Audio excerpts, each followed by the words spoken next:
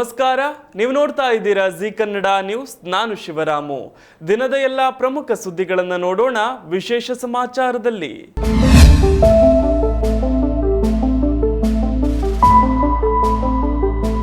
ಬಂಗಾಳ ಕೊಲ್ಲಿಯಲ್ಲಿ ಚಂಡಮಾರುತ ರೂಪುಗೊಂಡಿರುವ ಕಾರಣ ಕರ್ನಾಟಕದ ಸಾಕಷ್ಟು ಕಡೆಗಳಲ್ಲಿ ಮಳೆಯಾಗುತ್ತಿದೆ. ಹಾಗೆಯೇ ಕರ್ನಾಟಕದ ಕರಾವಳಿ ಸೇರಿ 14 ಜಿಲ್ಲೆಗಳಲ್ಲಿ ಇಂದು ಭಾರೀ ಮಳೆಯಾಗಲಿದ್ದು ಯೆಲ್ಲೋ ಅಲರ್ಟ್ ಘೋಷಿಸಲಾಗಿದೆ. ವಿಜಯನಗರ, ತುಮಕೂರು, ಶಿವಮೊಗ್ಗ, ಹಾಸನ, ಚಿತ್ರದುರ್ಗ, ಚಿಕ್ಕಮಗಳೂರು, ಬಳ್ಳಾರಿ, ಹಾವೇರಿ, ತುಮಕೂರು, ವಿಜಯನಗರ, ಧಾರವಾಡ, ಬೀದರ್, ಬೆಳಗಾವಿ, ಉತ್ತರ ಕನ್ನಡ, ಉಡುಪಿ ಹಾಗೂ ದಕ್ಷಿಣ ಕನ್ನಡದಲ್ಲಿ ಮಳೆಯಾಗಲಿದೆ. ಗದಗ, ಕೊಪ್ಪಳ, ರಾಯಚೂರು, ಬೆಂಗಳೂರು ಗ್ರಾಮಾಂತರ, ಬೆಂಗಳೂರು ನಗರ, ಚಾಮರಾಜನಗರ, ಚಿಕ್ಕಬಳ್ಳಾಪುರ, ದಾವಣಗೆರೆ, ಕೋಲಾರ, ಮಂಡ್ಯ, ರಾಮನಗರ ಜಿಲ್ಲೆಗಳಲ್ಲಿ ಸಾಧಾರಣ ಮಳೆಯಾಗಲಿದೆ ಎಂದು ಹವಾಮಾನ ಇಲಾಖೆ ಮುನ್ಸೂಚನೆ ನೀಡಿದೆ. ಕಲಬುರಗಿಯಲ್ಲಿ 37.6 ಡಿಗ್ರಿ ಸೆಲ್ಸಿಯಸ್ ಅತ್ಯಂತ ಗರಿಷ್ಠ ಉಷ್ಣಾಂಶ ದಾಖಲಾಗಿದೆ. ಸಿದ್ದಾಪುರ, ಹುಣಸೂರು, ಬೆಂಗಳೂರಿನಲ್ಲಿ ಮಳೆಯಾಗಿದೆ. ದಕ್ಷಿಣ ಒಳನಾಡಿನ ಚಿಕ್ಕಮಗಳೂರು, ಹಾಸನದಲ್ಲಿ ಗರಿಷ್ಠ ತಾಪಮಾನ ಸಾಮಾನ್ಯಕ್ಕಿಂತ ಗಮನಾರ್ಹವಾಗಿ ಕಡಿಮೆಯಾಗಿದೆ. ಪ್ರಸಿದ್ಧ ಬೆಂಗಳೂರು ಕರಗ ಮಹೋತ್ಸವಕ್ಕೆ ಕ್ಷಣಗಣನೆ ಆರಂಭವಾಗಿದೆ. ಇಂದಿನಿಂದಲೇ ಪೂಜಾ ವಿಧಿವಿಧಾನಗಳು ನಡೆಯಲಿದ್ದು ಕರಗದ ಆಕರ್ಷಣೀಯ ಕೇಂದ್ರ ಬಿಂದು ಉತ್ಸವ ಏಪ್ರಿಲ್ 14ಕ್ಕೆ ನಡೆಯಲಿದೆ. ರಾತ್ರಿ 10 ಗಂಟೆಗೆ ಕರಗದ ಆಚರಣೆಗಳು ಶುರುವಾಗಲಿದ್ದು ಏಪ್ರಿಲ್ 12ರ ಚೈತ್ರ ಪೌರ್ಣಮಿಯಂದು ಕರಗ ಶಕ್ತಿಯೋತ್ಸವ ನಡೆಯಲಿದೆ. ಈ ಬಾರಿಯೂ ಪೂಜಾರಿ ಎ ಜ್ಞಾನೇಂದ್ರ ಕರಗ ಹೊರಲಿದ್ದಾರೆ. ದೇವಿ ದರ್ಶನಕ್ಕೆ ಜನರು ಕಾತುರರಾಗಿದ್ದಾರೆ. ಐತಿಹಾಸಿಕ ಕರಗ ಮಹೋತ್ಸವದಲ್ಲಿ 20 ಲಕ್ಷಕ್ಕೂ ಹೆಚ್ಚು ಜನ ಭಾಗಿಯಾಗುವ ನಿರೀಕ್ಷೆ ಇದೆ. ಏಪ್ರಿಲ್ 4ರಂದು ರಥೋತ್ಸವ ಮತ್ತು ಧ್ವಜಾರೋಹಣ, ಏಪ್ರಿಲ್ 5ರಿಂದ 8ರ ತನಕ ಪ್ರತಿದಿನ ವಿಶೇಷ ಪೂಜೆ ಮತ್ತು ಮಹಾ ಮಂಗಳಾರತಿ ಇರಲಿದೆ. ಏಪ್ರಿಲ್ 10ರ ಗುರುವಾರ ಹಸಿ ಕರಗ, 11ರಂದು ಹೊಂಗಲು ಸೇವೆ, 12 ಶನಿವಾರದಂದು ಕರಗ ಶಕ್ತಿಯೋತ್ಸವ ಮತ್ತು ಧರ್ಮರಾಯಸ್ವಾಮಿ ರಥೋತ್ಸವ, 13ರಂದು ಪುರಾಣ ಪ್ರವಚನ ಮತ್ತು ದೇವಸ್ಥಾನದಲ್ಲಿ ಗಾವು ಶಾಂತಿ, 14ರ ಸೋಮವಾರ ವಸಂತೋತ್ಸವ ಧ್ವಜಾರೋಹಣ ಇರಲಿದೆ. ಇನ್ನುಳಿದಂತೆ ಕರಗ ವೇಳೆ ಯಾವುದೇ ಅಹಿತಕರ ಘಟನೆ ನಡೆಯದಂತೆ ಸಕಲ ಮುನ್ನೆಚ್ಚರಿಕೆ ವಹಿಸಲಾಗಿದೆ. ಪೊಲೀಸರು ಪ್ರತಿನಿತ್ಯ ಗಸ್ತು ತಿರುಗಲಿದ್ದು ಏಪ್ರಿಲ್ 14ಕ್ಕೆ ದೊಡ್ಡ ಮಟ್ಟದಲ್ಲಿ ಬಂದೋಬಸ್ತ್ ನಿಯೋಜನೆ ಮಾಡಲು ಸಿದ್ಧತೆ ನಡೆದಿದೆ. ವಿಶ್ವವಿಖ್ಯಾತ ಐತಿಹಾಸಿಕ ಬೆಂಗಳೂರು ಕರಗ ಚಾಲನೆಗೆ ಸಕಲ ಸಿದ್ಧತೆ ಮಾಡಿಕೊಳ್ಳಲಾಗಿದ್ದು ಇಂದು ರಾತ್ರಿ ಚಾಲನೆ ದೊರೆಯಲಿದೆ. ಇಂದು ರಾತ್ರಿ 10 ಗಂಟೆಗೆ ತಿಗಳರಪೇಟೆಯ ಧರ್ಮರಾಯಸ್ವಾಮಿ ದೇವಸ್ಥಾನದಿಂದ ಧ್ವಜಾರೋಹಣ ಆರಂಭವಾಗಲಿದೆ. ಏಪ್ರಿಲ್ 12ರ ಚೈತ್ರ ಪೌರ್ಣಿಮೆಯಂದು ಕರಗ ಶಕ್ತಿಯೋತ್ಸವ ನಡೆಯಲಿದೆ. ಉತ್ಸವದಲ್ಲಿ ಸಂಪ್ರದಾಯದಂತೆ ಜರಗನಹಳ್ಳಿಯ ಕುಲಬಾಂಧವರು ಪ್ರತಿ ವರ್ಷದಂತೆ ಬಿದಿರಿನ ಮರವನ್ನು ತರಲಿದ್ದು ಅದನ್ನು ದೇವಾಲಯದ ಆವರಣದಲ್ಲಿ ನೆಟ್ಟು ಇಂದು ರಾತ್ರಿ ರಥೋತ್ಸವ ಹಾಗೂ ಧ್ವಜಾರೋಹಣ ಮಾಡುವ ಮೂಲಕ ಉತ್ಸವಕ್ಕೆ ಚಾಲನೆ ನೀಡಲಾಗುವುದು.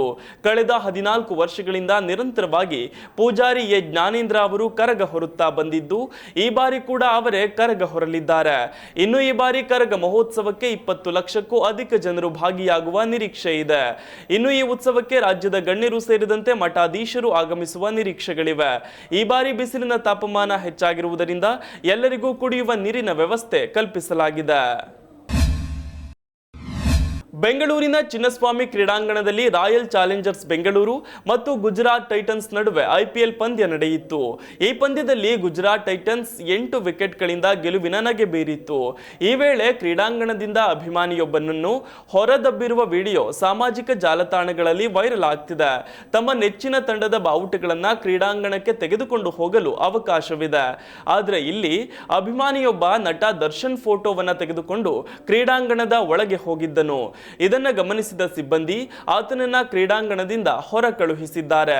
ಚಿತ್ರದುರ್ಗದ ರೇಣುಕಾಸ್ವಾಮಿ ಎಂಬಾತನ ಭೀಕರ ಕೊಲೆ ಪ್ರಕರಣದಲ್ಲಿ ಏಟು ಆರೋಪಿಯಾಗಿರುವ ದರ್ಶನ್ ಸೆರೆಮನೆ ವಾಸ ಅನುಭವಿಸಿದ್ದು ನಂತರ ಜಾಮೀನಿನ ಮೇಲೆ ಹೊರ ಬಂದಿದ್ದಾರೆ.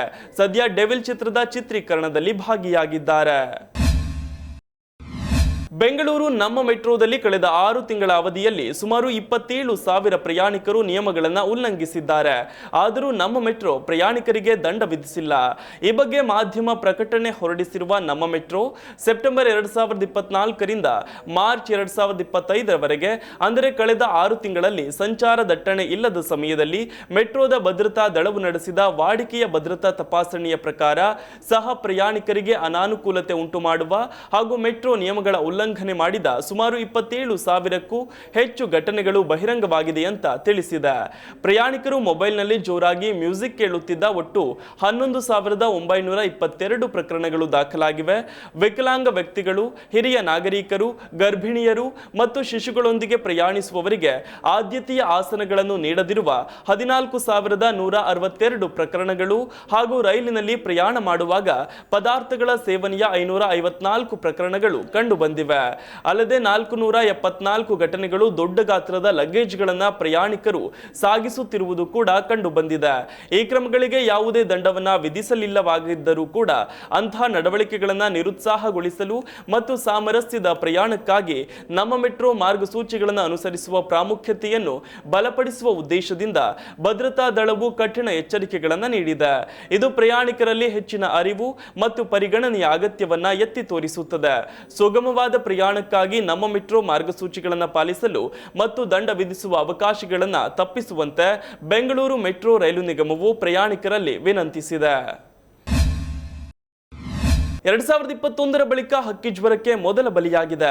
ಹಕ್ಕಿ ಜ್ವರದಿಂದ ಆಂಧ್ರಪ್ರದೇಶದ ನರಸರಾವುಪೇಟೆಯಲ್ಲಿ 2 ವರ್ಷದ ಹೆಣ್ಣು ಮಗು ಸಾವನ್ನಪ್ಪಿದೆ.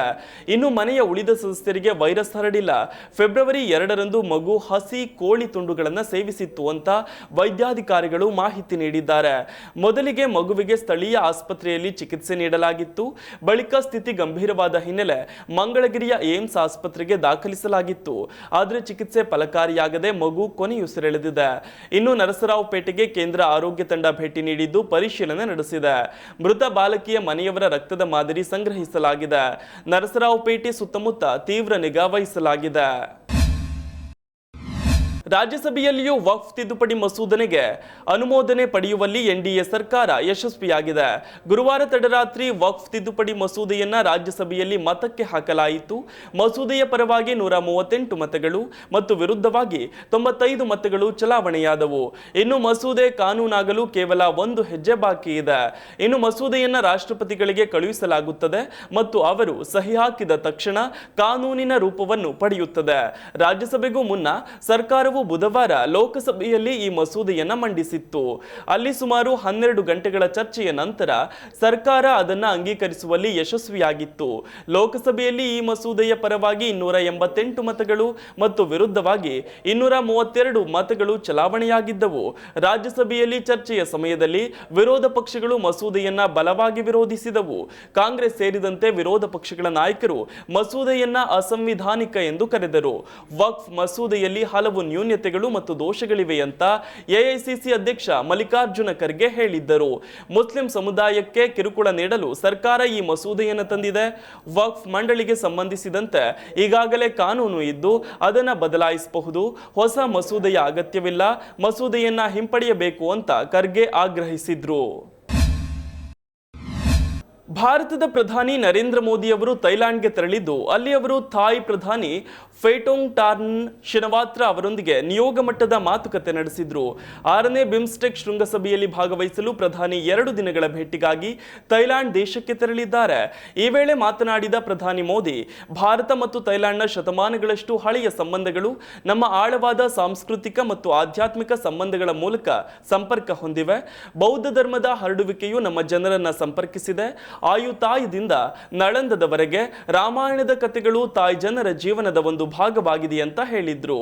ಭಾರತವು ವಿಸ್ತರಣಾವಾದದಲ್ಲಿ ನಂಬಿಕೆ ಇಟ್ಟಿಲ್ಲ, ಅಭಿವೃದ್ಧಿ ವಾದ ನೀತಿಯಲ್ಲಿ ನಂಬಿಕೆ ಇಡುತ್ತದೆ.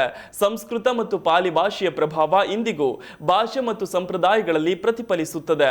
ನನ್ನ ಭೇಟಿಯ ಸಮಯದಲ್ಲಿ 18ನೇ ಶತಮಾನದ ರಾಮಾಯಣ ಭಿತ್ತಿ ಚಿತ್ರಗಳನ್ನು ಆಧರಿಸಿದ ಸ್ಮರಣಾರ್ಥ ಅಂಚೆ ಚೀಟಿಯನ್ನು ಬಿಡುಗಡೆ ಮಾಡಿದ್ದಕ್ಕಾಗಿ ನಾನು ಥೈಲ್ಯಾಂಡ್ ಸರ್ಕಾರಕ್ಕೆ ಕೃತಜ್ಞನಾಗಿದ್ದೇನೆ ಎಂದು ಪ್ರಧಾನಿ ಮೋದಿ ಹೇಳಿದ್ರು.